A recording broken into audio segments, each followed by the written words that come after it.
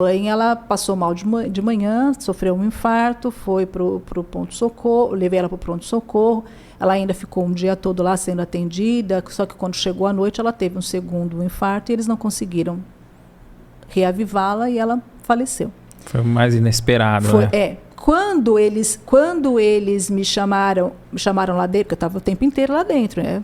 A filha perfeita, né? Então fica lá, né? Entre aspas, bem entre aspas mesmo.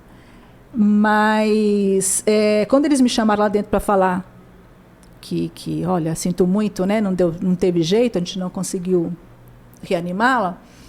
Primeira coisa que eu falei para as enfermeiras que estavam, depois que o médico falou comigo, né? Eu entrei, daí eu peguei e falei para as enfermeiras que estavam ali, eu falei assim, eu posso ali me despedir da minha mãe?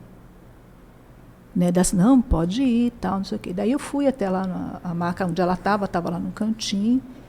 Peguei na mão dela e agradeci ela assim profundamente. Toda a história que a gente teve como mãe e filha. E me desculpe porque eu sou boca aberta, eu choro mesmo, eu me emociono. Fica à vontade. Quando meu pai faleceu, meu pai já foi numa outra circunstância, ele teve AVC, ele desenvolveu Alzheimer, eu fiquei aí uns 4 anos cuidando dele. Só que assim, a parte mais grave foi uma questão de 1 ano, mais ou menos, que foi quando tudo agravou. Até ele falecer em março de 2022, ele estava internado, até era aqui no Guilherme Álvaro, aqui de Santos, né? Quando eles me chamaram, porque então ele estava na UTI, eu não podia ficar lá, então eu só podia ir na hora de visita. E meu pai morreu no começo da manhã, na madrugada, eles me chamaram, e a visita era de tarde, né? Mas eles me chamaram, eu fui lá 11 horas da manhã. Daí eles já tinham até levado o corpo para o necrotério e tudo mais. Daí eu fiz o preparo, né, do velório dele, avisei família, aquelas histórias todas, tal. E antes de levar o corpo do meu pai para o velório do cemitério, enquanto ele estava lá na funerária, eu fiquei sozinha com o meu pai numa sala, onde já tinham preparado o corpo, tudo, e fiz a mesma coisa, apesar de toda a nossa dificuldade, de toda a nossa... Não era igual o tipo de relação com a sua mãe e com ele, né?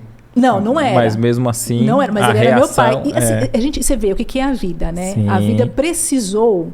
eu sempre falo isso, nós dois precisamos, né, que a vida gerasse na vida dele uma questão de, por exemplo, ele ficar dependente de outra pessoa, e que essa pessoa fosse justamente eu. Porque fui eu que assumi isso. E eu me lembro que quando meu pai já estava numa fase de demência, você vê que meu pai, quem tem família, pais com Alzheimer em casa, sabe do que eu estou falando. Eles perdem memória, eles confundem as pessoas, esquecem, tem uma série de coisas, né? Tem muita história, tristes, inclusive, em questão ao Alzheimer.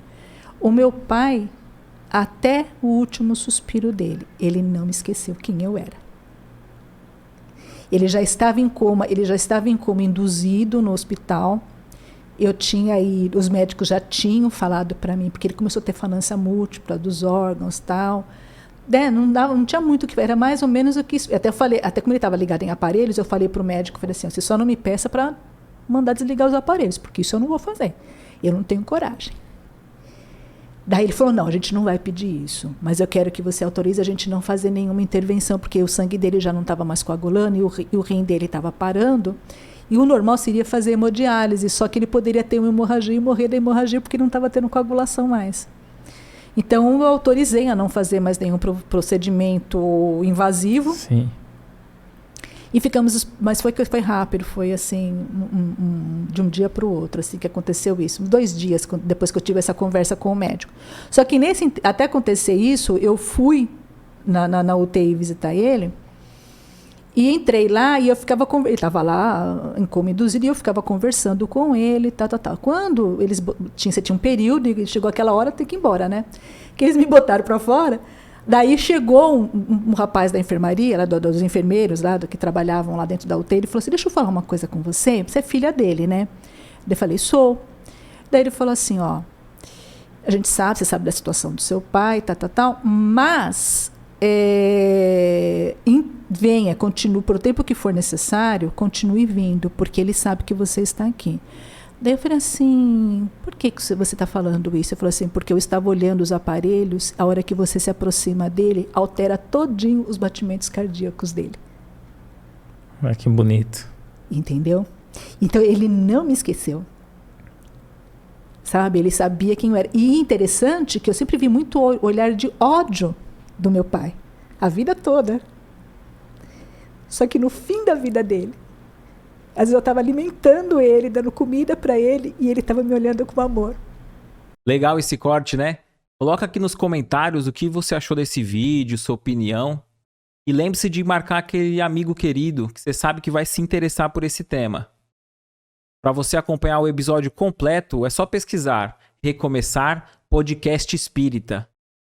Se ficar alguma dúvida relacionada ao espiritismo, é natural. Procure ler as obras de Allan Kardec.